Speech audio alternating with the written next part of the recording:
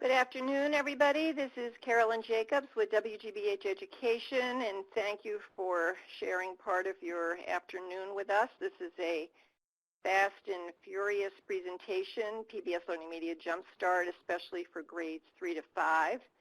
We are recording. We'll be sending out the recording link plus lots of other links in a follow-up email that will go out tomorrow to everyone who registered.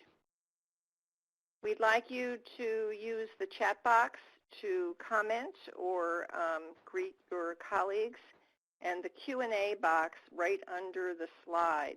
If you want to post questions there, we have two other people on our staff, Matul and Angelica, who will be monitoring the Q&A box and try and get back to you in real time. And if not, after the formal presentation, which lasts a generous 15 minutes, we will stay on the line and try and get to all of your questions, and if not, we'll do it offline. So let's get started. We started these 15-minute Jumpstart webinars last week, of course, in response to everything that's going on. And we started out with a series of them that were general, not grade specific. And the link to those, to the recording of that is up on our YouTube channel, WGBH Education, where you can find many, many recorded webinars.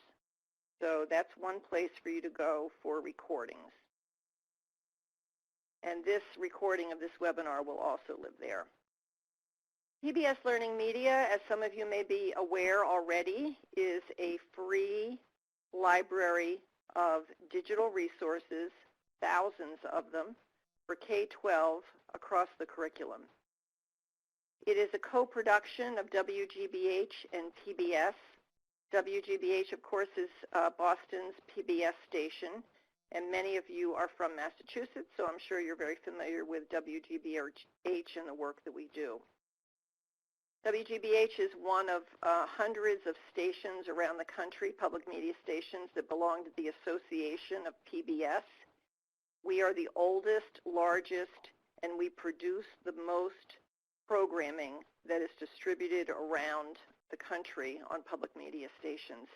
So we're very proud and very lucky to be in Boston and have GBH as our local station. When you go to PBS LearningMedia, we encourage you to sign up. You are welcome to browse the site without doing so, but if you sign up, then you can take advantage of the full functionality of the site, download resources, save things to folders, share them, save student work, assign lessons to students, etc. When you click the sign up, you have an option of signing up through Google, Facebook, or just by your email. Try and make it as easy as possible. There are multiple ways to search resources from the home page, and I encourage you to explore the home page a bit before you delve right into what you're looking for. There are multiple series, rows of these attractive pictures. You see one row here. Each one represents a collection or an individual resource, and those pictures change often, and they're selected to give you a range of resources. Some of them are very timely, some of them are new resources, etc. In the Jumpstart webinars that we did last week, we really drilled down on searching using the window, the topic keyword window right here. So today we're going to change it up a little bit and search by subject heading at the very top. So I'm just going to click on subjects, and then the subjects is right there. And then I'm going to, from the selection right here, you see all the major subject headings. I'm going to select science. And under science, you can see earth and space, life, physical, etc. We're going to select physical science. Search results appear right below. And we're going to further filter our search by grade and by type of resource. And in this case, I'm choosing interactive. There are 7 or 8 different types of resources. The majority of them on the site are short video clips, but there are hundreds of interactives, interactive lessons, PDF files, images, documents, audio files, etc. So in my search, again, I started with science, then I went to physical science, then I filtered by grade 4 and interactive. And over here on the far right, I've also selected it says relevance when you start out, and if you click on that, you can search by most popular or newest. And I'm searching by most popular. And the first resource that comes up in the search is Energy in a Roller Coaster Ride, which is traditionally our most popular resource that teachers access. It is an interactive. When I click on that, I go to what we call a resource page. And the elements on the resource page, I want to spend a minute talking about what they are.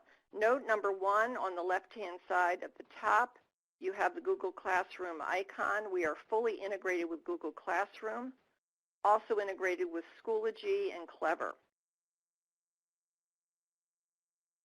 Below that, there is an assign link where you can assign this resource to students. Below that, it tells you whether the resource has support materials. And below that is a heart outline. Just note the heart outline. Below the picture, and you can see where you launch the resource right here in the middle.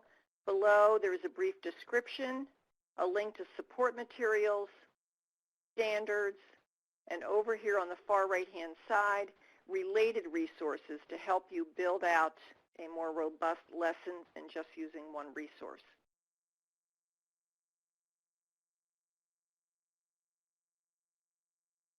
I've clicked on that heart outline. Now you can see the heart is filled in, and that means that I have favorited the resource. When you click on the heart, and you can save individual resources and you can save collections, and we'll talk about collections in a minute, those resources then are populated automatically into your favorites folder. You access your favorites folder under the drop-down of your name, dashboard, and then you can see favorites is the next one. And when you click on favorites, you'll see the whole list. It's populated with the last one that you favorited at the top, but there are ways to arrange the resources alphabetically and shift them around. And that's through this sort by link right here. There's a notes field for you to put in notes to yourself or notes that you want to pass along to students or colleagues as you share folders or share resources. And from your favorites, you then can move resources around into different folders that you create. I want to point out add a link right here at the top. If you would like to add a link to a site outside of PBS LearningMedia, you first click on add a link, and that will, and then put the link in, and that creates a link as a list in your favorites. And then you can move that around into a folder.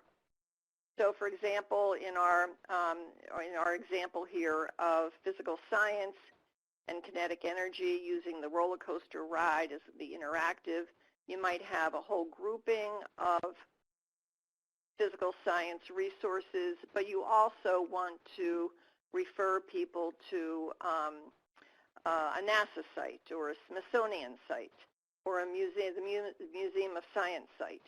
So add that as a link to your favorites, and then you can include that in your folder. Support materials include background readings, discussion questions, student handouts, teaching tips, etc. They are not uniform across the site. So in other words, every resource does not have all support materials, and some very few resources have none. But there are easy ways to see that in your search results. There's an icon for support materials, and you can also search by support materials if you want to make sure that you only see resources that have them available. Everything is aligned to standards, National, Common Core, NGSS, state standards. And by virtue of you logging in with your email, those are the state standards that you will see.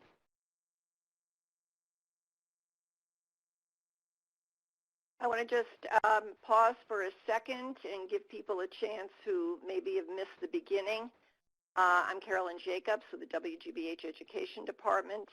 You are welcome to post questions in the Q&A box. We do have a couple of people, Matul and Angelica from the education team, who are monitoring the chat box, and we'll try and get back to you in real time. There's a very robust help section on PBS LearningMedia, and you can access that. We'll post the URL in the chat box, but also on the home page in the lower right-hand corner, there's a link to help. We know that student accounts assigning work to students can be confusing, and the help menu does lay things out pretty methodically. But we're also working on making it a little bit user-friendly and giving you more support on doing that, and I'll talk about that at the end. All right, so here are some suggestions to get you started for the grade band of 3-5. So in these next few slides, I have some very colorful banners that represent collections on LearningMedia. Collections is considered a resource type. You can search by collections. At the beginning, when we did our search demonstration, we searched by interactive. Collection was another option to search by. So a collection is very simply a curated grouping of resources. So links to multiple resources appear on one page. So the ever-popular Zoom, of course, has kids doing activities that are appropriate for individuals or groups. There are over 150 short clips from the Zoom seasons. Short clips meaning 3 to 5 minutes, not full-length programs, short clips. Odd Squad, there are 100+ videos from Odd Squad, and this is a series of a zany team of kids who are doing investigations to make elementary level math fun while mixing concepts around arithmetic and geometry and fantastical storytelling. Curious George helps kids understand STEM concepts such as measuring, building, simple machines. There are 14 lesson plans in this collection and many, many videos. But I was really impressed when I saw the number of lesson plans. Cyber Chase is an animated math mystery program featuring a team of kids who need to outwit a villain. Again, many videos, over 150, and 75 lesson plans. No Nonsense Grammar. Actually, let me talk about Wildcrats first, and I'll go back to the grammar one. Wildcrats, Chris and Marty Kratt, they have adventures where they encounter wild animals and visit animal habitats around the globe. Many short clips from that program. The No Nonsense Grammar, these are I find them very entertaining videos around a range of commonly taught grammatical principles, and they include support materials. There are some very quick student quizzes, teacher grading sheets, quick background essays, etc. So I thought I would just play quickly a clip, just a few seconds of one of them to give you a taste of this.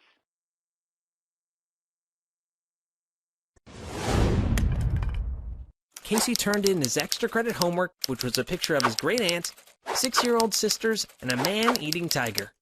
Gee whiz, looks like this sentence is missing quite a few hyphens.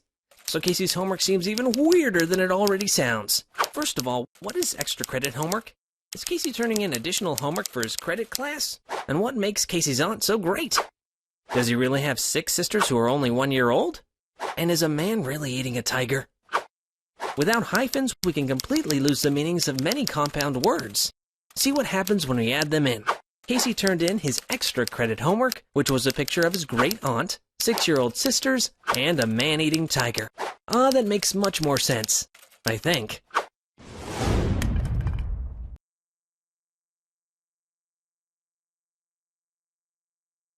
Okay, so that's a good example of what you'll find in the no-nonsense grammar.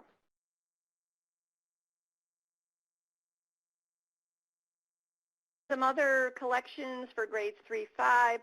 There's an interesting arts collection that ties in social studies with art. It's a collection of videos that give the kids the sense and some background in the role the art has played in a variety of cultures from around the world. Healthy eating. This is drawn from the healthy lunch time challenge, which was Michelle Obama's initiative a few years ago. And it features kids who were winners in the contest who submitted recipes talking about why they like to cook, how they got started, how they try to eat nutritionally, etc. Really, it's a wonderful and not talked about a lot collection. And then Inspiring Middle School Literacy. This is a group of interactive lessons for grades 5 through 8. And they're all involved with literacy skills around a content topic. And they cover the 4 major subject areas. So we're going to talk about what an interactive lesson is in a second.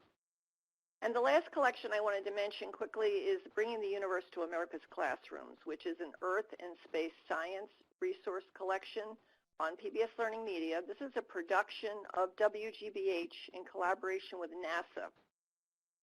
And I want to stress that this is for K-12. So we are using NASA data, NASA images to create just dramatic and awe-inspiring. I'm telling you, it sounds corny, but it's not. Simulations and classroom resources, and the reviews from this collection are just wonderful. So check it out if you teach any level of science. I've compiled a lot of the resources that I've just showed you along with others into a folder. So we'll put this link in the chat box. You'll also have this tomorrow in the follow-up email that will be coming out. Interactive lessons. So I touched on them when I was talking about the middle school literacy. These are self-contained lessons that are organized around learning goals. They include video. They include assessment. They're initially designed for 1 to 2 class periods, but in this environment right now of distance learning, who knows what that means, 1 to 2 class periods.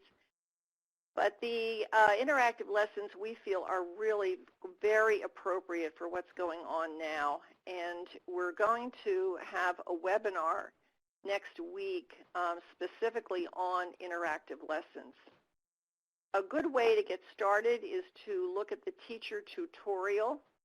The teacher tutorial is itself an interactive lesson on LearningMedia. So if you just go to the site and search using interactive lessons in the classroom, you'll find it. It includes classroom videos. We did some filming in Worcester Public Schools of both middle, elementary, and high school teachers using interactive lessons. That's interesting. I wonder what that little block that says password is. Anyway, these are just examples of 3 lessons, interactive lessons for the grades 3 to 5 that I just wanted to highlight. There are many of them on the site. Buster's Egyptian Adventure. This is storytelling with pictures and words and daily and seasonal weather. And these are all in the folder that I shared with you. All right, we're winding down here, and we're 20 minutes into it, so I'm going to speed it up and talk a little faster. We run a lot of evening webinars that are much longer than this, and the one that I mentioned about the interactive lessons we're hosting next week on, actually that should be, is it Thursday the 16th? I think it should be Thursday the 16th. And that is the registration link. We'll make sure you get that. Apologize for that typo. I think the 16th is Thursday. And right above that is a recording link for a very popular webinar we just ran for appropriate for all grades on project-based learning. Again, all of our webinar recordings are posted on our YouTube channel at WGBH Education. This 15-minute webinar that we're in right now is one of 4 that we're running. The other 2 will be for grades 6 to 8 excuse me, that should be Thursday, Thursday, April 9th, and then 9 to 12 on Thursday, April 9th also, 7:30 and 4. I mentioned that I was curious if 7:30 and 4 p.m., 7 o'clock p.m. are good times for you. We're open to suggestions about what times work best for people.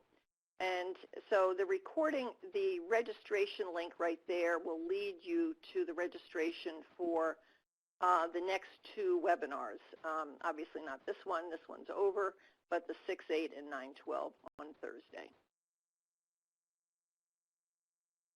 I wanted to mention that at WGBH.org there is a new Distance Learning Resource Center portal, and I encourage you to check it out. There are several menu items in the portal, and one of them is resources organized by grade level. Another is a broadcast schedule. We've been working with the WGBH channel, The World, to offer educational programming Monday through Friday from 12 to 5, geared towards grades 6 through 12. And that programming, this is just a snapshot of what was offered on Friday. That programming, we're also trying to accompany each of the full-length programs with resources. And Denise Olson, the Director of Marketing, will be leading another 15-minute webinar tomorrow morning. You can register for it here to talk about the next week's schedule of that programming and related resources. And we'll be trying to keep up with that each week. Please follow us on social media and help us get the word out about the work that we do. We're very active on Facebook, Twitter, Instagram, etc. And we have a scavenger hunt. So this is the link. We'll put this in the chat box. You'll also get this on the in the follow-up email tomorrow. It's just a fun little quiz to get you exploring the website, PBS LearningMedia.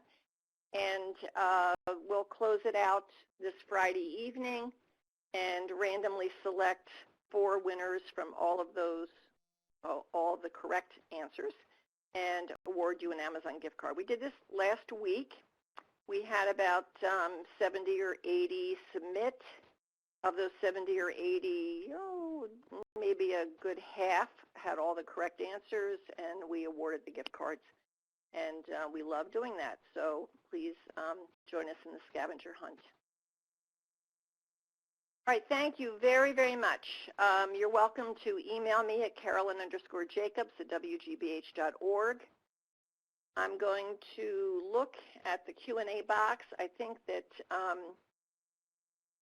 let's see, Matul and Angelica have been responding, but let's see here.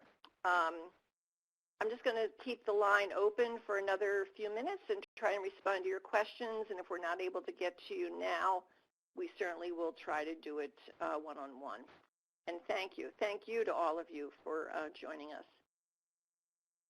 Let's see.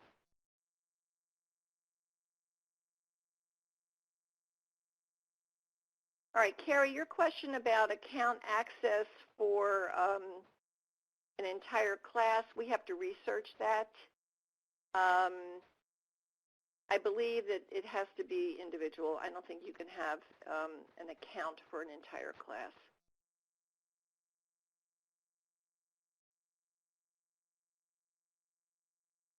Yes, you can assign things through Google Classroom. The tricky part comes, Rachel, when you are trying to view student work. And we're going to be addressing that in the interactive lesson webinar next week, and also sending out some more tutorials for you to review.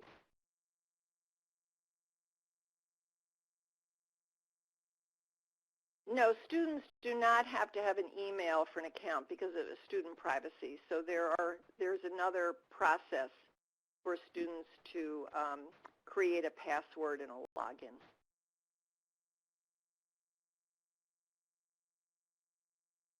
Yeah, can I talk a little bit about what's available for the arts? Yeah, there is quite a bit related to the arts. And if you go into the home page under the subjects at the very top, go to arts. And it's broken down into dance, music, etc.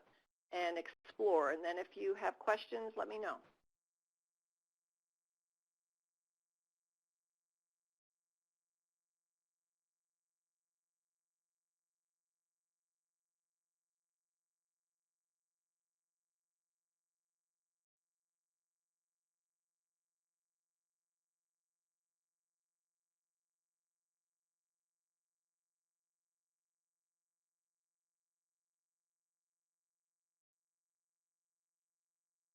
Okay, Brenda asked if we would repeat the K2 webinar. Yeah, we had the K2 webinar this morning and we had some tech challenges. And I'm hoping to schedule that again, but the recording is good. It's clear, and that is up on the WGBH Education YouTube channel, so you can see that there.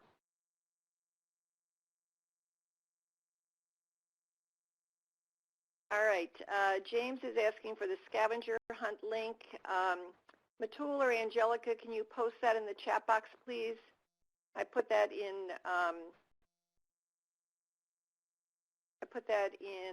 Slack earlier.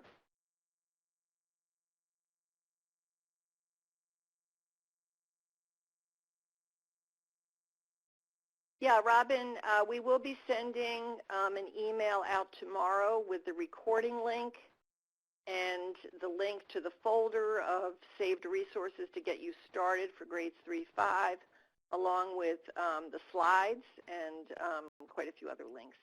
And then anything that's missing, just let us know.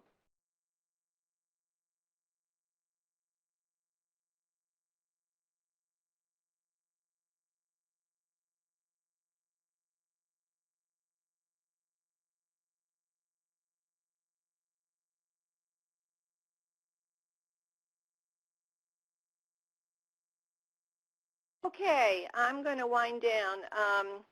Thank you, Kathleen. We love hearing amazing. So thank you very, very much for joining us. Thank you to Matul and Angelica for pitching in here. And we will be back online on Thursday for grades 6-8 and then 9-12, and then hope to see